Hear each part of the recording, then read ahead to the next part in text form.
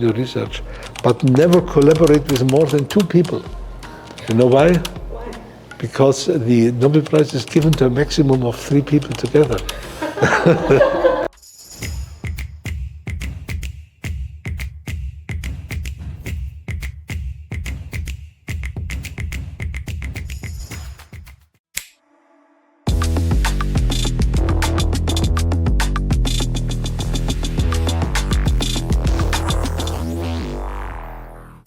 Our family home was situated in a big park-like garden in which I spent hours by myself, watching plants and animals, and where I knew almost every pebble, reminisced 𝐿𝐻𝐻𝐻 in his autobiography.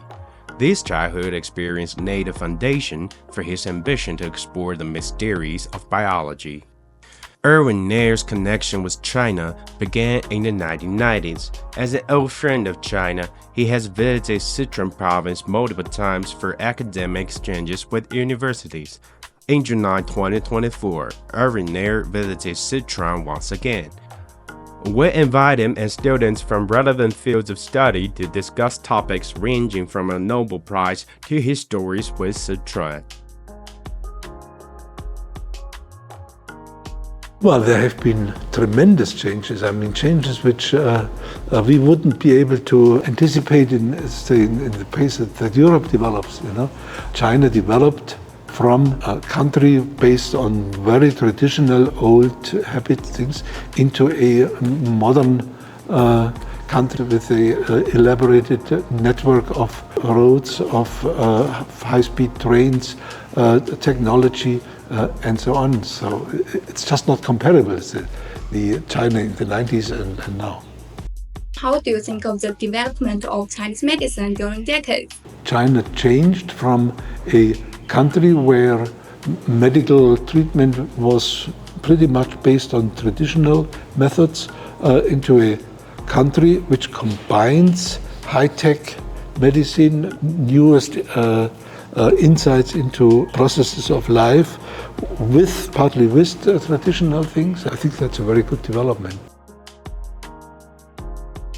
The theme of my lecture was neuronal plasticity, synaptic plasticity, with a focus on presynaptic mechanisms. I chose this topic because it's a topic that my lab, because I think it's a very important question to improve the understanding of how the brain works. Can you briefly introduce the significance of your technology in applied medical science and the specific application of your research in real life? And this opened up whole fields of new studies, particularly in drug research, in the understanding of the action of drugs. You know, there are plenty of drugs which have been developed on the basis of knowledge about ion channels. Amlodipine, the drug which is the first choice of doctors in the treatment of hypertension, is a blocker of ion channels. The other aspect, which has a big medical implication, is that also mutations in ion channels are cause of genetic diseases. Can you give us more advice for Chinese researchers to do scientific research? Should follow your curiosity. You should try to find out what is really the problem which you are interested in, which you want to solve in your lifetime. Just stick to that, train your mind to focus on that. Try to find out what you are really interested in, what captivates your mind, you know, and follow that path. Don't be too disappointed if your first experiment doesn't work. Science does require trial and error. This kind of uncertainty about success is something which should keep you going. If one experiment doesn't work, try to look at the problem from another side. Maybe next time you are successful. Well, I did have a little bit time yesterday where we went to Lushan and to giant Buddha. Yes, I really liked it.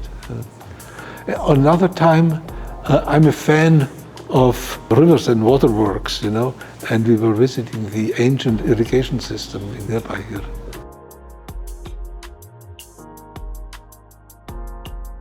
I think what I really value is the friendliness of people, the quality of the food, the very interesting geography, landscape. I saw many interesting places, Transitioning from physics to biology, Irving Nair creatively introduced physics techniques into the fields of neuroscience, opening up new possibilities for life sciences research. His contributions have made a revolution for the field of cell biology, for the understanding of different disease mechanisms, and opened a way to develop new and more specific drugs. The methods he developed are now used by thousands of scientists all over the world.